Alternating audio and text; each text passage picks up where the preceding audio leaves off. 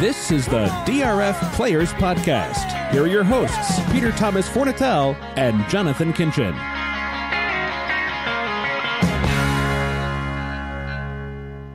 Hello and welcome to the DRF Players Podcast. This is the Wednesday, February 14th edition of the DRF Players Podcast. I've lost track of the show numbers, 309 maybe? That's a guess. I'm very happy to be with you. It is Wednesday, not Tuesday, as our early week show is, and that's because of all the travel that's been going on, not just from me, but from my co-host, who we'll bring in here in a minute. I am in the Silver Lake bunker. We've done a handful of shows from the Silver Lake bunker before, as the tech usually holds. And joining me, now usually we say the planet Texas, and it's really, Austin, but now we're really talking about the planet Texas. Jonathan Kinchin, the People's Champ. What's happening? Yeah, for those of you taking notes on my whereabouts, I am in. Inside joke. Sorry. I am in Sealy, Texas, right now. It's halfway between Houston and not halfway. It's closer to Houston than it is to San Antonio. But I came to Houston to get a passport. I'm gonna be out of the country, and I needed to get an emergency passport situation, and you have to go to Houston to get it done. So I stayed at the Prince of Keeneland's little brother's house last night, and got up early, got the passport, and I'm heading back to Austin. Question for you: if he's the brother of the prince, doesn't that make him a prince too? He the prince of somewhere else? I don't know. Yeah, I don't know. The prince he's of the Prince Louisiana? of Houston. Yeah, the Prince of Houston. That works. Yeah, Louisiana or Houston. Oh, yeah. Oh, very good. All right, JK, great to have you here. In a few minutes, we're going to talk about this Vegas trip, but let's put a pin in that and talk about some horse racing, actual on the track as opposed to contest play, horse racing stuff that we got to witness last weekend. We've talked about him before, a horse we really like on the show. He was tipped as a winner back in the first months of this show. That's how long he's been around. And we'd also referred to him as the best horse in training to not win a grade one. That's changed. Heart to Heart gets it done in the Gulfstream Park Turf Stakes with a Beyer figure of 102. What did you think of this performance? What did it mean to you? Oh, I thought it was really cool. I mean, I like the horse a lot for a lot of different reasons. I like, obviously forwardly placed horses in all races are friends of mine, but especially in turf racing in the United States, where in some jurisdictions it can be a little bit paceless. So I've always appreciated a horse like him to do what he does.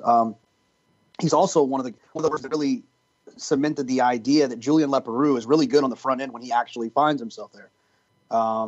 And then he also goes down in the Blaze Star Hall of Fame with having the actual white shape of a heart in the middle of his head, assuming that's where he got the name. So really cool horse. Glad he won, and look forward to having him for the rest of the year. Might not be his only grade one on the calendar. Heart to Heart, very cool horse. That was exciting and fun to see. He was all heart, indeed. You said something. Oh, when you mentioned Leparoux, I just wanted to remind older listeners, such as myself, reminds me very much of Pat Day, who had a reputation for grabbing from time to time, or let's be charitable, patient riding from time to time, but then when put in an aggressive position, still would often find ways to get his horses to finish. Do you remember Pat Day, or he before your time? Yeah, no, before my time. I just I remember. Here's my honest memory of Pat Day was that TVG special where he talks about how he woke up in his room one night sweating, and then he stopped drinking, and that's that. I just remember that dark story about him. That's the only thing I never really remember him writing. Dark story. Was that you foreshadowing or something there, JK? What are you?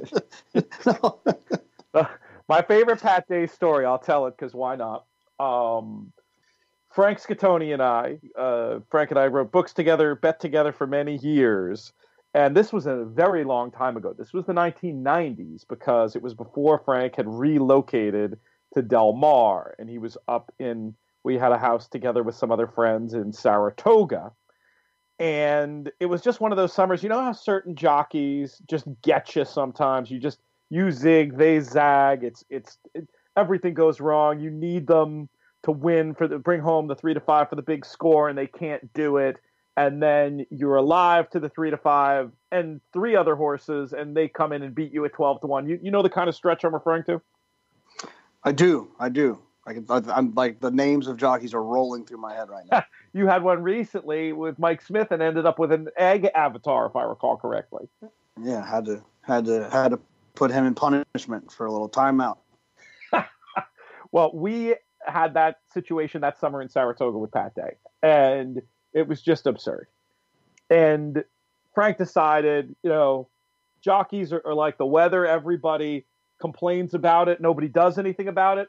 Frank decided he was going to do anything about it. No, he did not go up and harass Pat Day. What he decided to do was he was paying very close attention, and there was a charity event the week of the Travers that year where they put various jockeys in a dunk tank in the backyard in Saratoga. Have I ever told you the story? You haven't, but this reminds me of the Jerry Bailey story. The Jerry Bailey story, it will never be told on these airwaves. We would never be allowed back in the DRF offices in New York again if the Jerry Bailey story were ever told. However, I do promise at some point it will broadcast live on a DRF Players podcast after dark, to be broadcast one time, not recorded, via the magic of Periscope at a future visit to the dungeon when the Sultan of Schenectady, the Piper of the Gates of Dawn, Chris Pipino, is in the house. But back to the story. We're in the backyard at Saratoga. There's a dunk tank, and Frank decides he's going to do something about it. He was a baseball player, pretty good arm, decent hitter. We played softball together. That's actually another story of how we first ended up in Saratoga. But I knew, he had some skills, and it was something like, give $10, $20 to the charity. I don't remember which charity it was. Probably something related to the Permanently Disabled Jockey Fund, Horse Rescue, something of those, something very worthy like that. So it was, $20, say, for 2 baseballs. And Frank goes back, and I don't know what happened on the first ball. The grip was a little loose. He misses the target. Not an easy target to hit. This was one of the more difficult dunk tank setups I'd seen. Like I would have hesitated to think that I could have done it in 2. But Frank, that good arm from playing third base all those years. So he's down to his last shot here. He reaches back. He fires. Boom! Bullseye. Day goes in the water. He looks like Jesse Orosco after the last out of the 1986 World Series, like falls to his knees with his arms up in the air, and he tells me like, I think we're good now.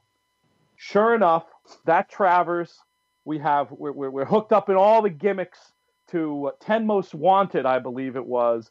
He comes home, he lands the gamble for us. And then we had a little top-up bet, like a little, how you do that sometimes. You're alive to something, but you like the horse so much you're convinced, 4-1 on this Wally Delasse runner is a good thing. We went back and did sort of like, we didn't know the term kill bet at the time, a term that comes from Mike Maloney's Betting with an Edge. But we did basically our equivalent of a kill bet, one number. Day was on an interesting long shot in the last race. We weren't picking these horses because Day was on them. It just was happenstance. But anyway, boom, comes right back after the Travers, wins the nightcap as well. And I still have Frank to thank. That was a very memorable Travers night in Saratoga back in the late 90s. Frank, you had to tighten him up real quick. I like it. You are a little inny and outy on the audio, JK. One of the reasons why I decided to tell a 5-minute story there. Not sure if there's anything you could do about it. We might just have to suffer through. But just if you have any clubs in your bag to pull out to attempt to fix it, feel free. But whatever, we'll make it work. Let's talk about some other racing from the weekend. The San Vicente Stakes was won by Canfaca with a 99 Beyer speed figure. I got to go back and watch this one again. That's a pretty nice figure for a 3-year-old this time of year. What did you think of this performance by the son of Jimmy Creed? maybe. No, I thought he was good. It was tough. Hold on, robot. Yeah. Full on robot voice there, by the way. So try that again.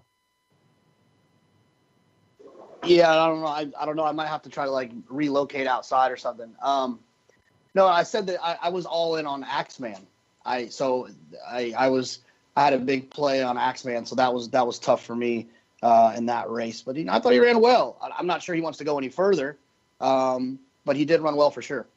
You seem like you've come back into hand a little bit on the microphone, so let's roll with this. If we get stopped like that again, maybe we'll try your outside idea. Of course, it happens when producer Craig happens to be in a meeting, and I don't think we could reattach you if you do have to go outside. But anyway, we'll figure it out. Any excuse for the Axeman? That seemed dismal, eh? Yeah, no, he just wasn't very good. He just wasn't very good. Like I said, I'll have to double check, look at the pace and stuff like that to see if he went like some blistering situation. But either way, I would expect him to be able to run through that the way that he was training, the way that he ran last time. Why was he so bad? Yeah, no, I don't know. It's shocking. Baffert's horses usually don't do that. They don't run well in a maiden race and then come back and flop. They and they're good. They usually stay good. Unless something goes wrong and then they, have an injury or something like that. So it's not really typical for a Baffert horse to do that, especially not really trying something new. I mean, he was still just one turn running at the same racetrack. So I'm confused about exactly why he was so poor. I hadn't read any articles post race to see if maybe Baffert had some excuses or something went wrong. Definitely worth checking out the coverage on the DRF.com and in Daily Racing Form. Those guys out there do such a great job covering Triple Crown Trail. I would imagine stories, if there are stories, will come to light in short order. So that's something in a perfect world where we weren't running around the country, we would already have the information in front of us, but something that you can get for yourselves, listeners, as well. And we'll see where he turns up next. While we're talking about this division, let's move across country to the Sam F. Davis at Tampa Bay. Another race, another horse was appearing here who we've spent a lot of time talking about, and that's Catholic Boy. But the winner of the race from the last crop of Scat Daddy was Flame Away. Gets a 92 Beyer speed figure for a game performance in the Sam F. Davis. What did you think of Flame Away and Catholic Boy? Yeah, it didn't seem like the figure came back too fast. I didn't see exactly what the Beyer was. 92. 92. Okay. Yeah. Well, I mean, it wasn't overly exciting, but, it's a prep race, right? So obviously there's an opportunity for those horses to improve. Catholic Boy has shown his ability going 2 turns on the grass and on the dirt. They won a mile and 8th in the Renson last year. So I wouldn't give up on him yet, but I also am, I didn't jog over to the win and bet a future bet on him either. Yeah, he had license to be short, despite the crazy betting on the board that sent him to post at long odds on.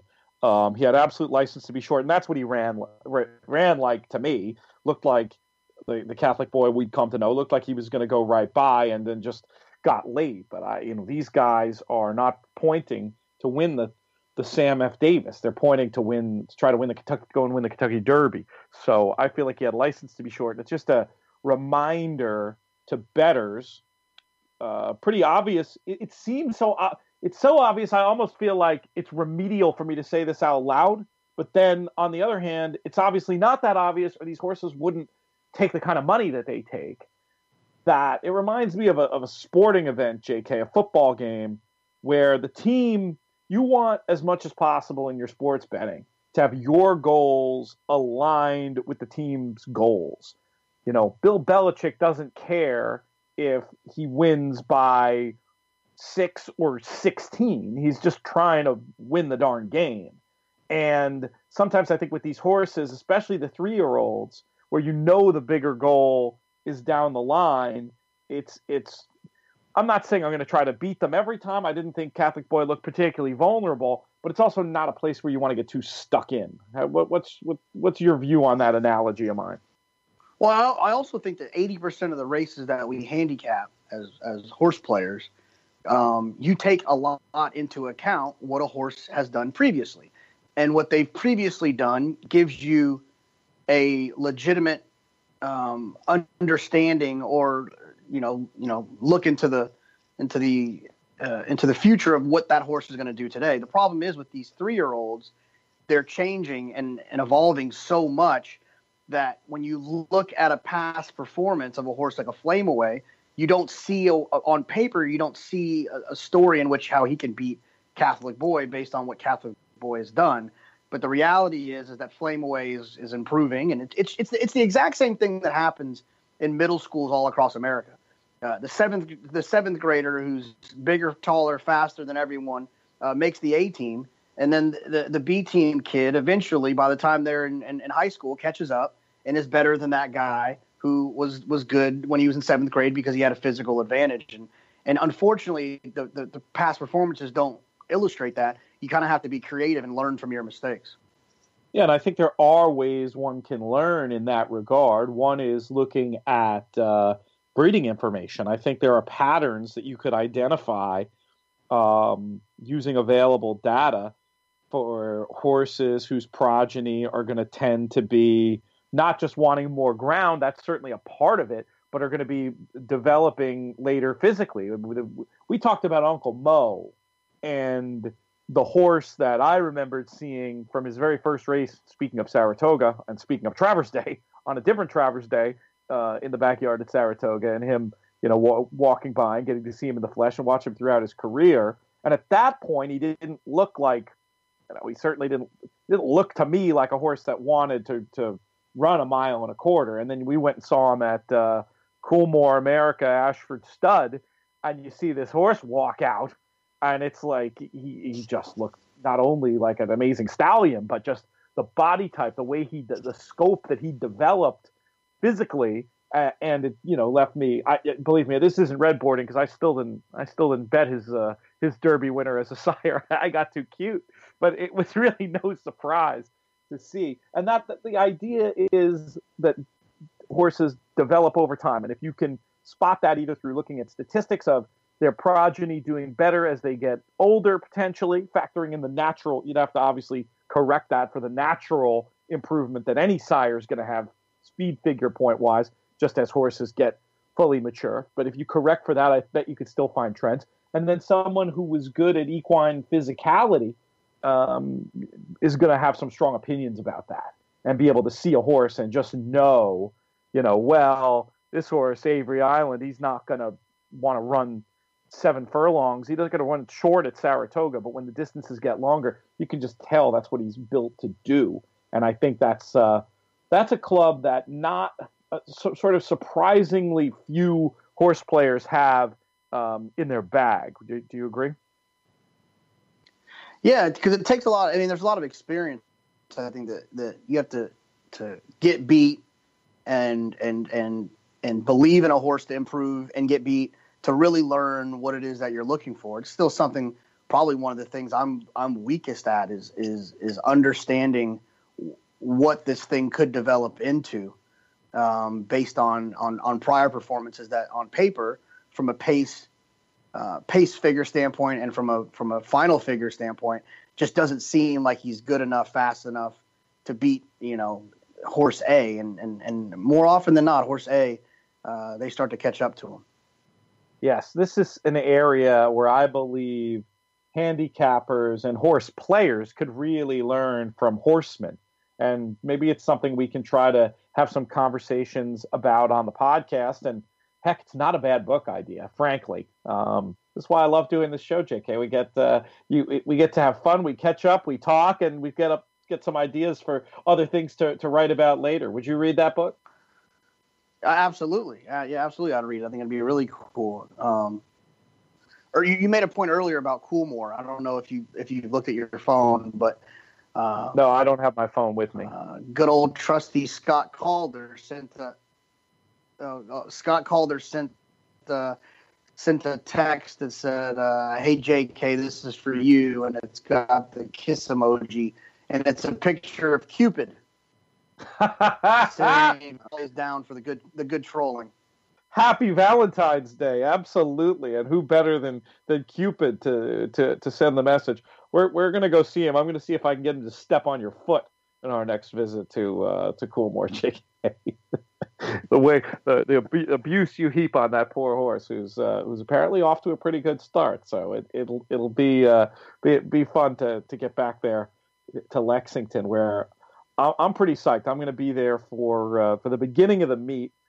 Put this in your head, Lexingtonian listeners, or people who might be visiting Keeneland that weekend. Speaking of books and book signings, I think we might be able to have a couple of area book signings for Mike Maloney and Betting with an Edge when we're down there. Definitely looking forward to that opportunity.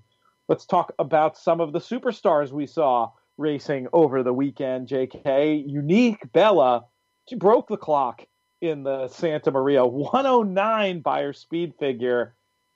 I mean, I know what you thought. You thought it was awesome. So I'll ask, what do we expect to see? Are we at a point where there's going to be a temptation to do something out of the box with this very talented filly? No, I don't think they'll do anything crazy with her at the moment, right? Like they had all these issues and they had issues with her, and I don't think that they want to, throw her to the wolves or anything crazy. I mean, I guess, it'd be interesting if she ran in a race like the Big Cat, but you don't want to throw her into a 1.25 mile race off of that. So that's not going to happen.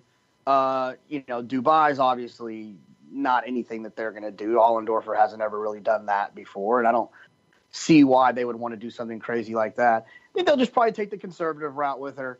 Try to pick up some good spots, and whatever the issues were that saw her sidelined her 3-year-old year, once there's no evidence of those showing up, maybe they'll get a little bit more ambitious during the summer and then on into the fall. But I would imagine that the distaff would be their goal this year at Churchill Downs. So I'd imagine they'll stay on a path that leads to that with least resistance possible.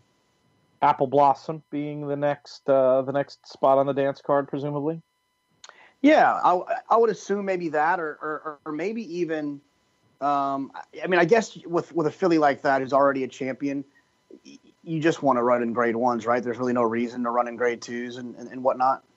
I mean, I think it depends. If you had a grade 2 as a pure prep situation that you needed, I could see doing it. But yeah, if you were circling things on the calendar, you're going to be looking at the grade 1 level, right? Isn't that the way it typically works? Yeah, well, I mean, if she was mine, I guess maybe I would think I can't remember the exact date of the Apple Blossom, but I guess you could do the Apple Blossom, which is at 1 mile and a 16th, and then you could go Derby Day and do the La Troyenne, or maybe it's Oaks Day, but that's a grade. Is that a grade 1 or a grade 2? That actually is a grade 1, I think. I do not know the answer to that. I would have to Google. I thought, yeah. Anyways, but then you would imagine that a horse like Unique Bella, who's a champion sprinter, they would want to run her in the mile, the 1-turn mile race on Belmont Day, or 1 mile and an 1/8 race, the one that Beholder got her foot ripped off in. Acorn? No, that's the filly one. Why am I going blank on that? We're not going to have producer Craig edit this. You don't ask questions you don't know the answer to. That's my advice. Well, I see what you're plotting. You're a New York guy. You got to help me out here. I figured you would know that. I was in Las Vegas. I was broadcast 20 hours over the weekend. My brain is pudding. And then I used what few brain cells I had to tell a detailed story about something that happened to me in 1998. And you're going to give 20 years ago, and you're going to give me a hard time because I can't remember the name of a race that I've watched 27 times. No, you get it. You get it. Listeners, they've already Googled it and are yelling the name at our in our face. So that's how that one goes. But I think what you're saying is I think the bigger point is there's no rush to run against the boys. There's probably a little bit of temptation because even though we're dealing with a horse who's a champion sprinter, being by Tappet, it's logical that she could get the distance could be her friend, but there's just to me there's just no hurry. And while it would be fun to do a little hot take thing where we argue about how why not go for the bigger money and the glory and the blah, blah, blah. I just don't think it's the way that either of us look at the world. And pretty sure it's not the way that that Jerry Hollendorfer looks at the world. So that's the story there. All right. I gave you all that time to look this up. Are you set now? Well, the La Troyenne is a grade 1. I know that one. Good. But I'm still working on the Belmont Stakes. Pull up that and you'll have it in about 8 seconds. But and then we can loop back to that, because I do also want to talk about another race at Tampa from Saturday. World Approval making a successful return to the races with a 103 Beyer speed figure, and just fairly effortless. This horse is going to win a lot of races this year, huh? Yeah, no, I think so. I hear you're not going to go to Dubai now, which I think is probably an idea. So it's going to be interesting to see what he does. I think I saw something about getting him out to California for the Kilroe, and then so he's on the horse. And from stories I've heard and actually being able to see him a couple of times, he's always tenacious. You don't walk by his barn head on his foot, he'll take a nip. So I apologize. I apologize again for the technical difficulties, folks. Dodgy hotel Wi-Fi has been an enemy of this show since our earliest days. I think we probably got most of what you were saying there, JK. The idea being that they're going to be looking for not to run him too much longer than a mile, and looking for grade 1 races. And, he may just have a bag of them by the time the year is over. Certainly a very cool horse who's found what he wants to do and has developed very nicely from the earlier days when they thought he was more of a marathoner, to cutting him back and letting him do his thing at a mile. And he'll do it a bunch more throughout this year. All right, why don't we move our ideas here, our conversation out to Las Vegas. JK, after a disappointing performance out there in the desert for 2017, things were a little bit better for you in 2018. You made the semifinal round at the NHC before kind of flattening out. Let's just talk about you first. What did you? How do you critique your own performance out there? Yeah, no, I was proud of it. It's that contest is tough. You have to be good. You have to be extremely lucky. In a contest like that, it's going to be hard for me to ever win the NHC, because I don't find 20-to-1 shots. I just don't find them. I think over the first 2 days, actually 3 days, I had, you play 18 races on Friday, 18 races on Saturday, so that's 36, and then you play 10 more on Sunday. I played 46 races, and I played 3 horses that were 20-to-1 or above of all those in all of those spots. Like I can't find them. So I play 7-to-1s, 8-to-1s, 10-to-1s. I think 10-to-1 was the biggest. I hit 2 10-to-1 shots, highest priced horses that I had hit. So it worked out good, though. I mean, on Friday I got kind of where I wanted to be, and then on Saturday I finished up well and was able to kind of sneak in with the cut. I dodged 3 horses late that I thought might have gotten me past, but I held on and barely made the cut. And then I just couldn't find anything on Sunday. I ran second 3 times and third 3 times out of the 10 plays that I made, and it's kind of the way it works. But I was proud. I didn't want to get last place, which was 71st. I didn't want to be Mr. Irrelevant, so 68th will work. 68th will work for me. You could have matched your table number with 69, just one number away. Sunday was a tough day for a lot of people, including the overall winner, Chris Littlemore, who had not one winner until the very last race of the contest. He had gotten a few different spots where he picked up place points, but hadn't gotten there until the end, and ends up walking away with the big prize. I have an article recapping the tournament on DRF.com right now. Probably the easiest way to find my work generally. Go to the DRF Tournaments website, tournaments.drf.com and just hit the tournament news drop down, and you can see all the stuff that I'm writing. And that was it was fun. It was great. I wasn't sure if I was going to get to be back out there, and it was really nice to be able to do such one-stop shopping.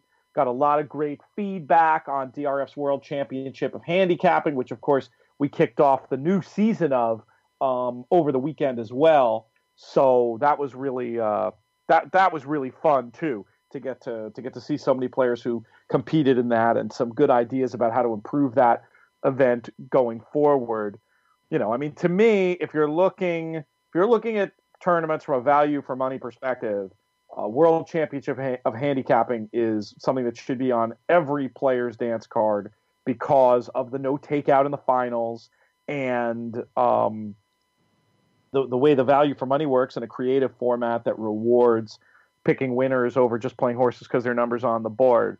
The NHC, however, to me is still something that I would tell players to, you know, I think you got to go at least once if you're a horse player. It's incredible to be able to be in that room and feel the energy with 700 people who share your passion.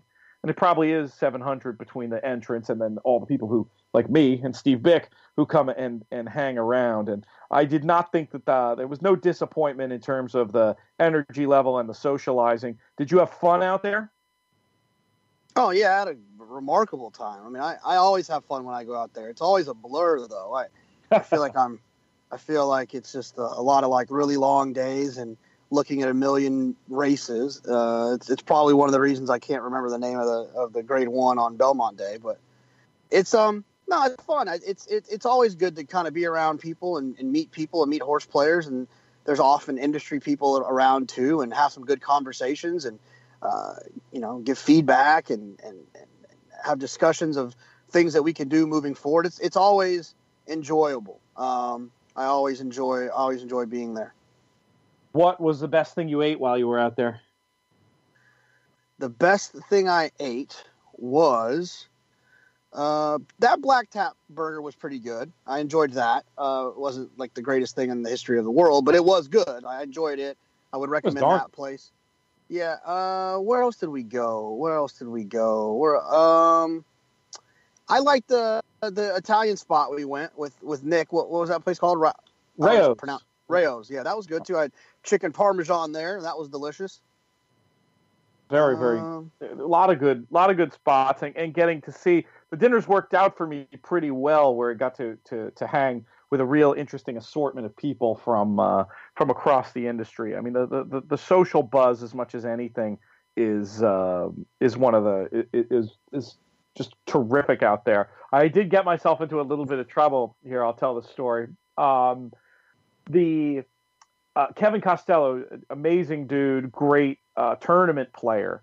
We went out to dinner with him at a really cool place. They might get angry at me for blowing up the spot and telling people about it, but I'm going to go ahead and do it. Ferraro's was the name of the place, and really good Italian and a very cool wine list. And he took care sorting us out with some special wines that we consumed throughout the evening.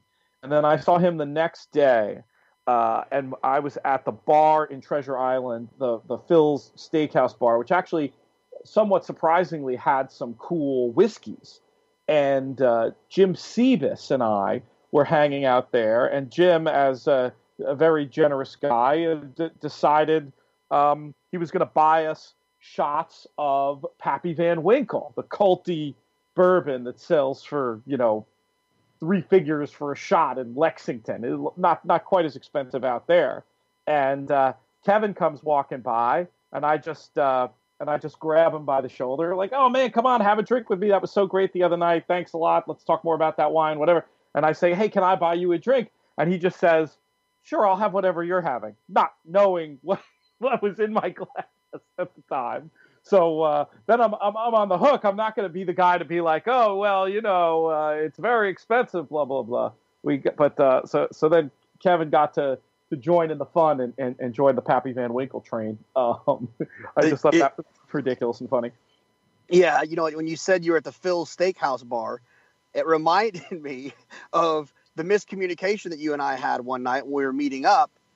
you said I'll meet you at the Filth Bar, and I thought you said the Phil's Bar. And what he means by the Filth Bar is it's kind of like it's like the Vegas bars where they're just kind of grimy and there's video poker and everybody's smoking and like. If you go down there about 4:00 in the morning, you'll see some interesting activity going on. And so Pete referred to it as the Filth Bar. And I thought he was saying Phil's Bar. So it took us about 30 minutes until we figured out where each other were. I should have realized the phonetic similarity. I had already texted you. So I thought I thought it was appropriate. Anyway, it was definitely a Three Stooges routine, not unlike the one you all heard 10 minutes ago when neither of us could remember the name of the Ogden Phipps handicap for several minutes. So it happens once in a while, and Las Vegas does these things to a brain. I'll tell people, if you're interested in in-depth coverage of the event from the weekend, stevebick.com.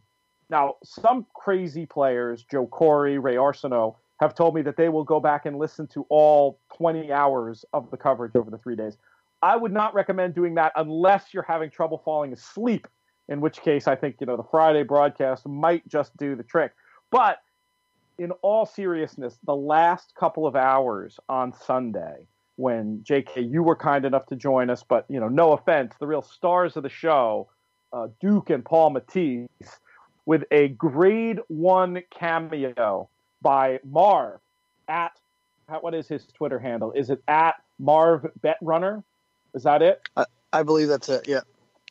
Surprise cameo from Marv. I say surprise. It was really days in the making. He, like many people, not super comfortable when you stick a microphone in his face, but then you start getting him going, and we got some chestnuts from the life of Marv.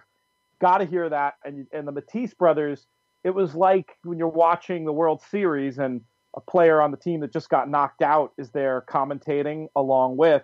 Having Duke and Paul break down the game theory of the final table was just terrific. JK, I don't know how much of that you got to hear. I know you were sort of in and out, but those guys were great. I heard a lot about. I heard most of it. And then at the end we had another conversation following up. I think Paul, I don't want to speak for him, but I think he felt like he was maybe a little bit harsh on the winner for taking the 4-horse in the last race that was 9-2. Because the 9-2. Explain the situation.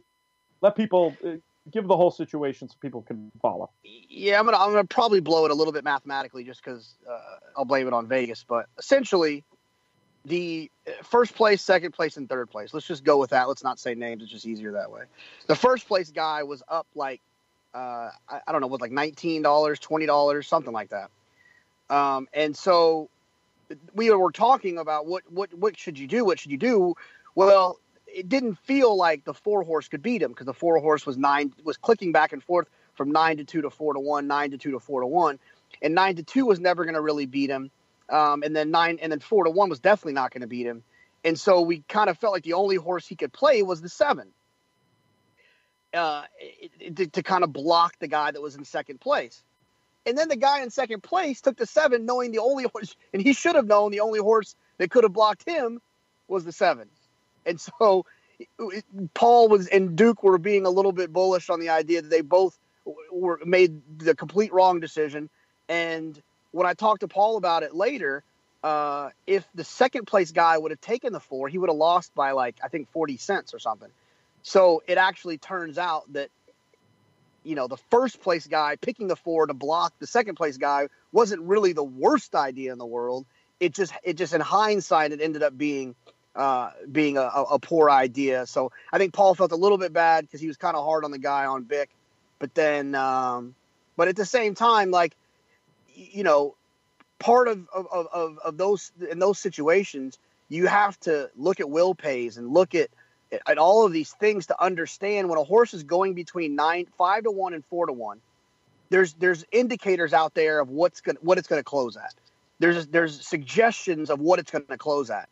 And then Paul's ultimate argument is that if it's that close, then the guy behind you is probably not going to play that horse either. So play the horse that definitely can beat you, the one that's the most logical one, unless you just absolutely hate the horse. So it's confusing. when you're not looking at it, when you don't have all the numbers in front of you. You explained it well. You nailed it, dude. That was good. And we asked very specifically that question, Steve Bick and I, Chris Littlemore, when he came over to the table after. I actually loved his response. The board had worked out very well for him, where there were really only 2 horses drawing any kind of money that could have beaten him, the 4 and the 7. And we asked him, it seemed like you were going to probably have the 4 anyway. Why didn't you take the 7? You know what he said, JK? I think I know. I think I heard, but I'll let you punchline it. He said, I didn't like the horse. And it reminded me of the kind of thing that you and I have talked about from time to time with your own tournament play, that there are some times where there's a correct answer from a game theory point of view, and the correct answer would have been for him to take the 7. But if you don't like the horse, and we're all horse players, and we get stuck into our opinions, and that's why we're playing the game. And if you just feel like, well, that horse isn't going to win, if that's sort of your opinion of the race, I get it. And we could argue back and forth, and we talked about it after with Paul.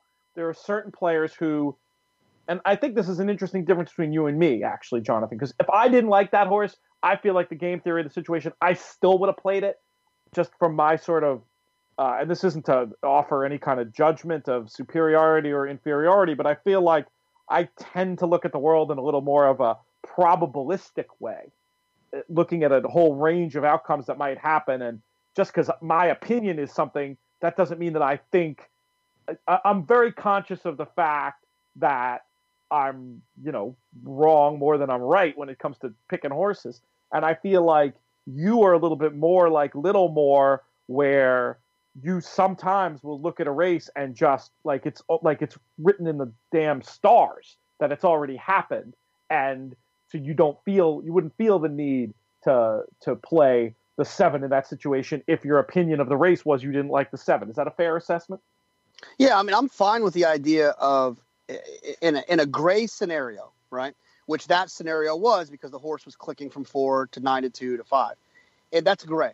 In a gray area, then the idea, well, I didn't like that horse at all, so I went with the horse that was gray just in case, the gray area, because I don't think the 7 can beat me anyways. Fine, I'm fine with that whole situation. Our friend Chris Pipito was out hanging out. He's kind of new to the tournament scene. He was very confused. And he's like, look, I'm going to pick the horse that I think is going to win. I'm like, no, but that's not right, though. You have to understand, in a black and white scenario, when it's very clear, where a 5 to 2 shot or a 3 to 1 shot or 7 to 2 cannot beat you, then you do not take the horse that's at 5 to 2 on the board. You let that horse protect you, because if he wins, you don't lose. You let that horse protect you. There's a time and a place when it comes to game theory for putting your ego away and playing what's mathematically you're supposed to play in those situations. But it sounds like the winner and Chris felt like he was going to take the gray area of a horse he thought could win, rather than have that unfortunate click up at 5 and then he gets beat because he played some horse he hates. I completely understand that.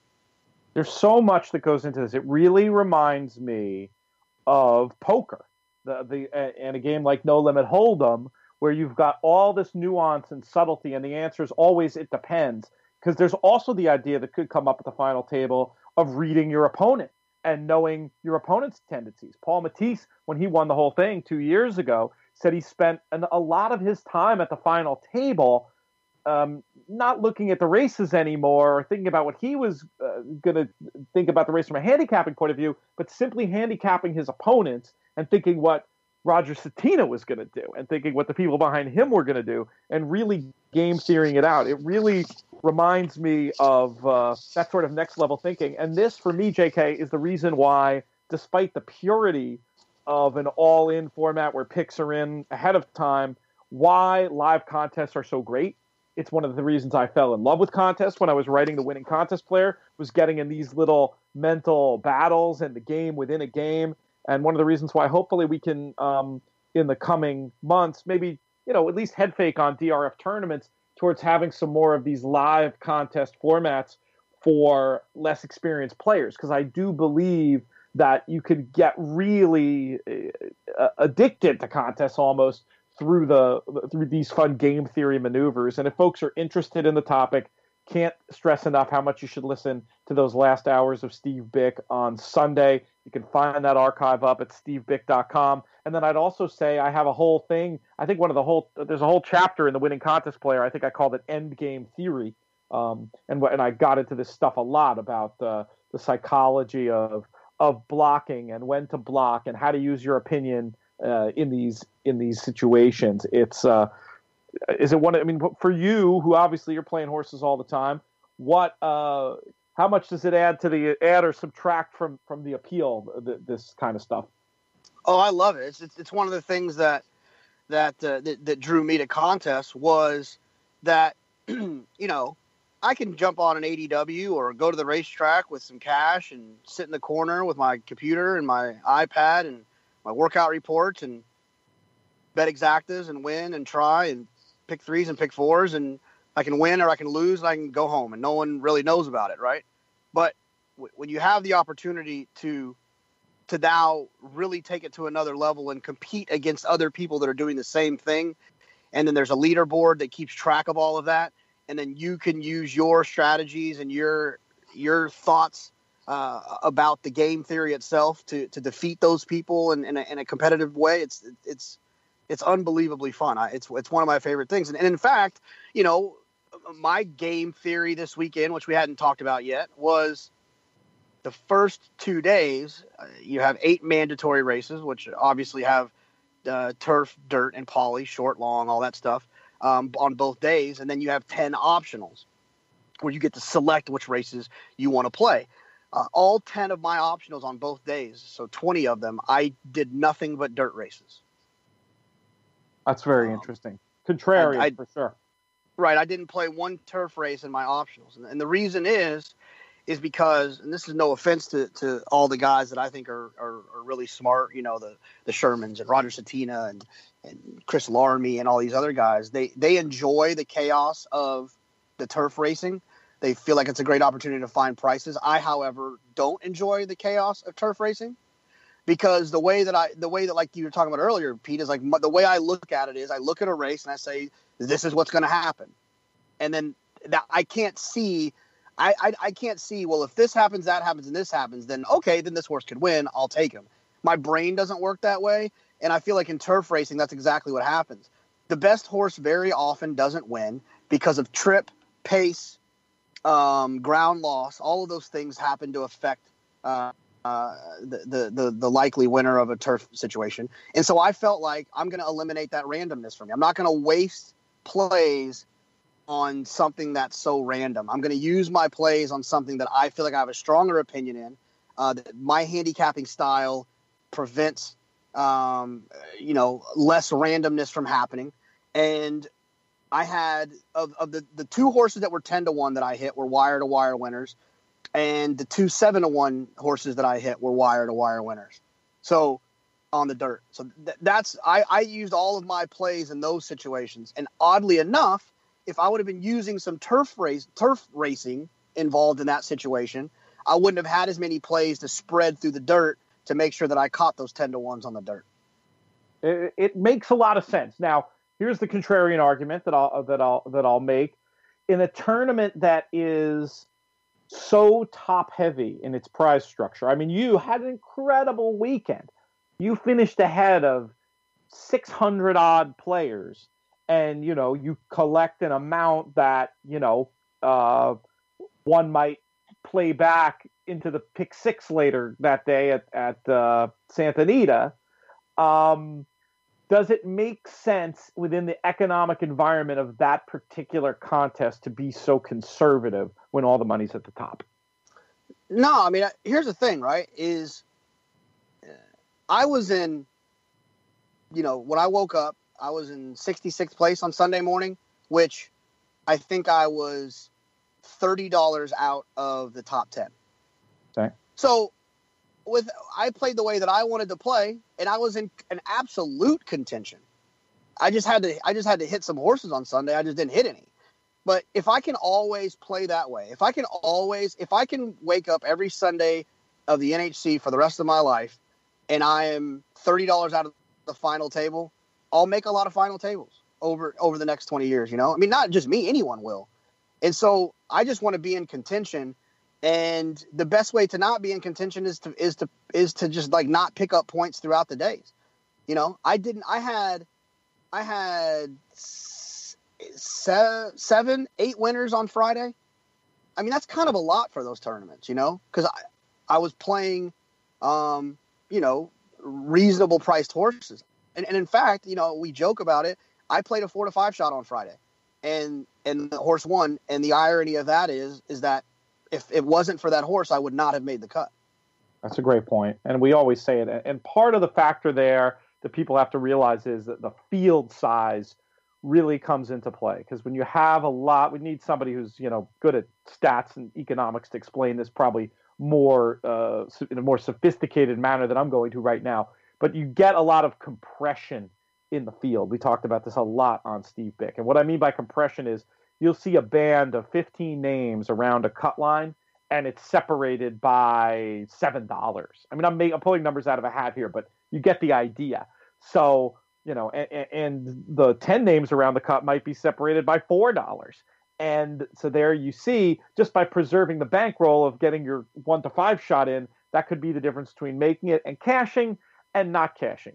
Don't fall in love with trying to play those horses. You know, you're not going to be able to string them and make any kind of deep run, in my opinion. It's just a risk-reward thing. But if you have a situation where you just know that the points are there for the taking, particularly in a race that everyone has to play, I do think too many players have an almost religious objection to playing those shorties. And in your case, playing the shorty made you, what, $4,000?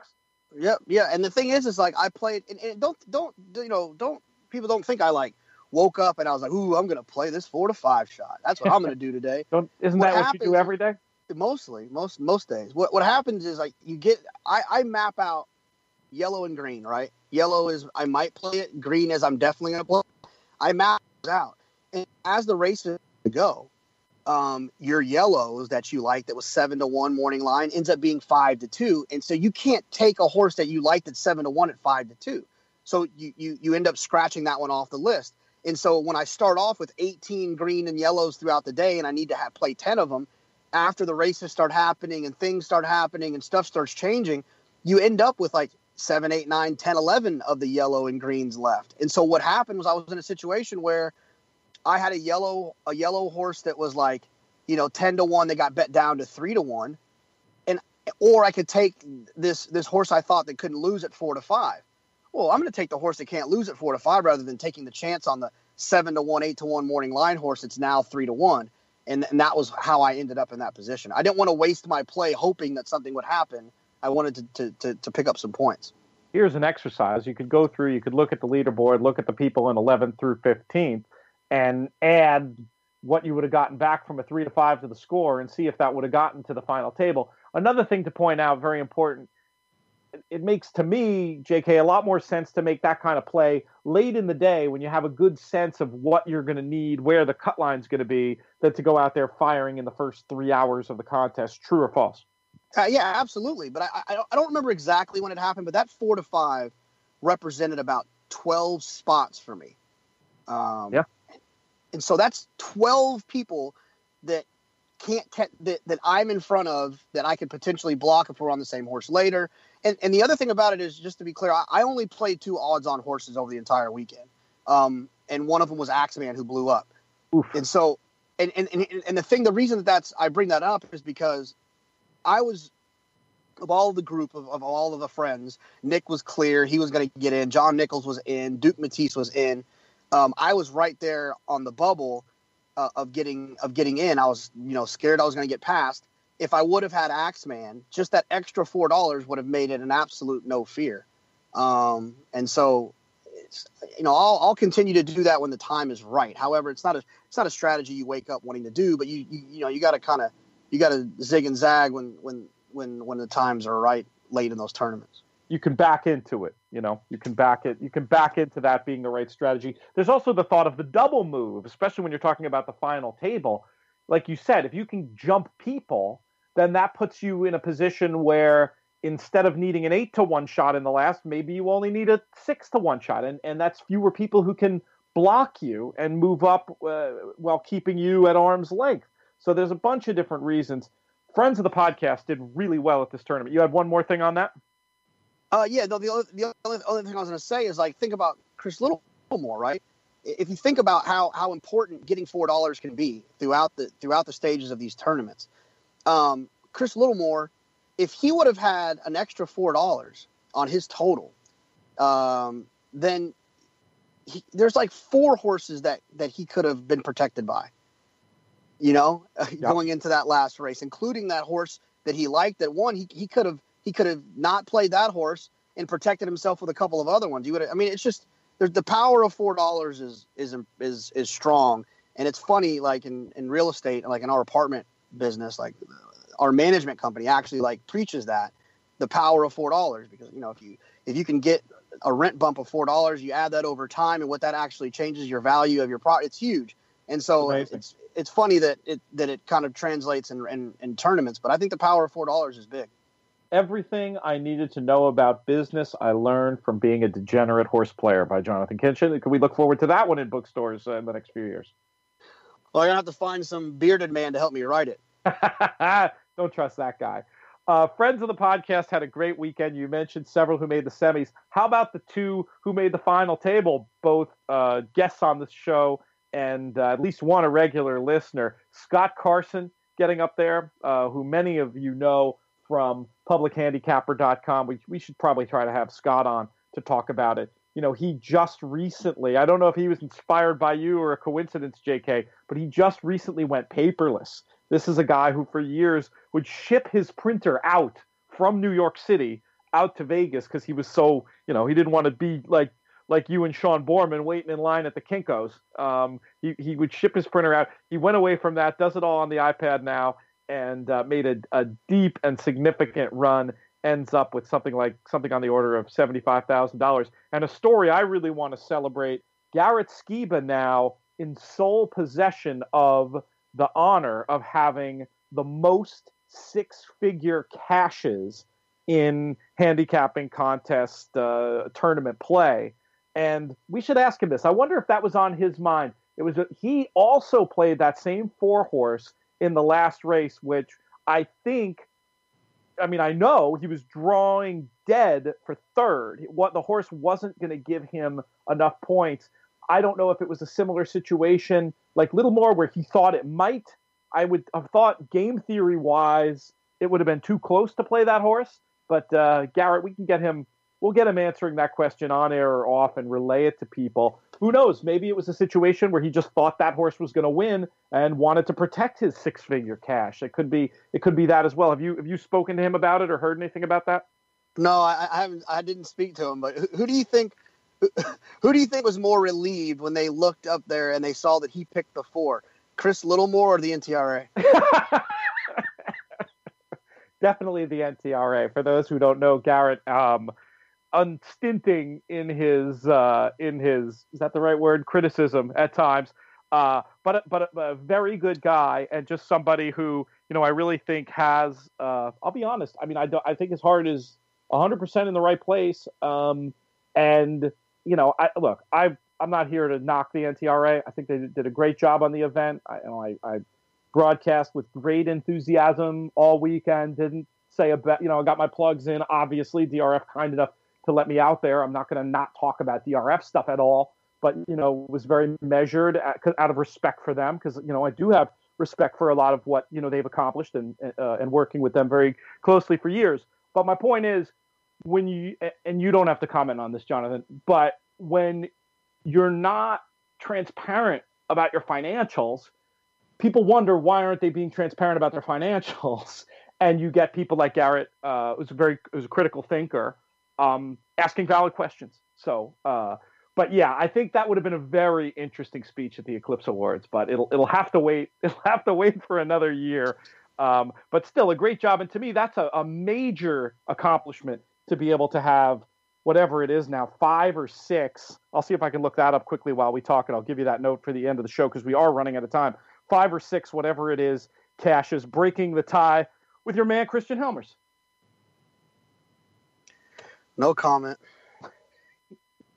There were a couple of side bets at the NHC, JK. One had to do with there was a table bet, and then there was some other kind of bet going on. What can you tell me about that? Well, I know. I'll tell you about the table bet.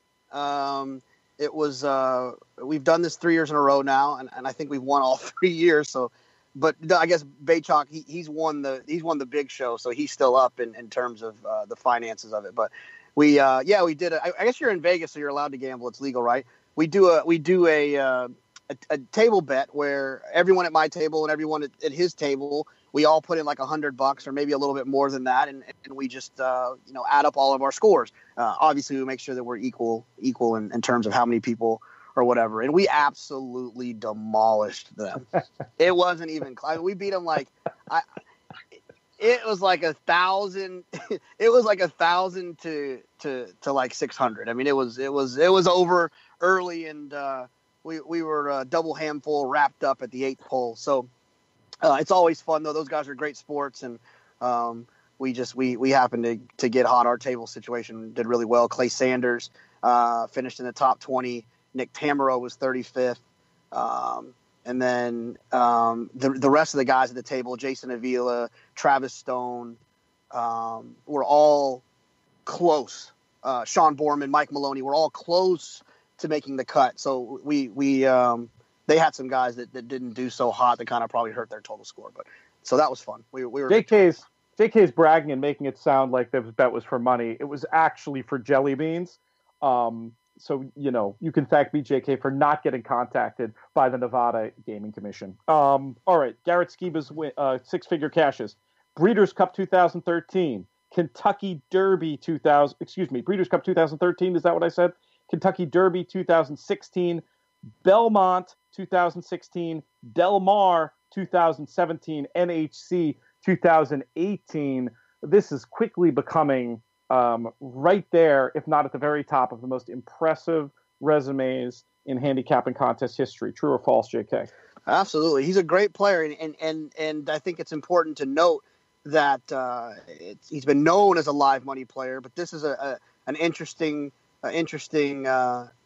skin to throw up on the wall that it was in a mythical $2 win place. But Garrett, he plays a lot of the daily fantasy stuff, and I think the $2 win place, mythical $2 win place, represents a lot of similarities to those types of contests. So I was happy to see Garrett do well, and it was interested to see how it was all going to unfold. But I'm glad he did. I'm glad he did a good job, and like you said, he does mean well. I wouldn't argue with anyone who wanted to say that there's a potential that his delivery might be rough around the edges, but it's not because he's a bad dude. It's because he just cares and he's frustrated and wants to help tournaments, because obviously tournaments mean a lot to him. And there's no better evidence of how much they mean to him than the fact that he's got six-figure scores. Yeah, it's incredible. Garrett, of course, for those who don't remember, one of the architects of the letter that will hopefully end up improving and one might say saving the Breeders' Cup contest after last year's debacle. All right, we're out of time. JK, thanks for catching up. We got a lot of questions I wasn't able to get to. We'll try to come back for those on Friday. We will do a show on Friday. We're going to be heading out to Santa Anita that day, so that it'll be a little tricky, but we'll figure out a way to make it work. I want to thank Jonathan Kinchin. I want to thank Travis Stone, who still hasn't listened to the intro on the show, by the way. Bad boy, Travis. Want to thank Willie Nile. You can catch more of his music, willienile.com. Thanks to producer Craig for being so flexible with us this week. I'm Peter Thomas Fornatale. May you win all your photos.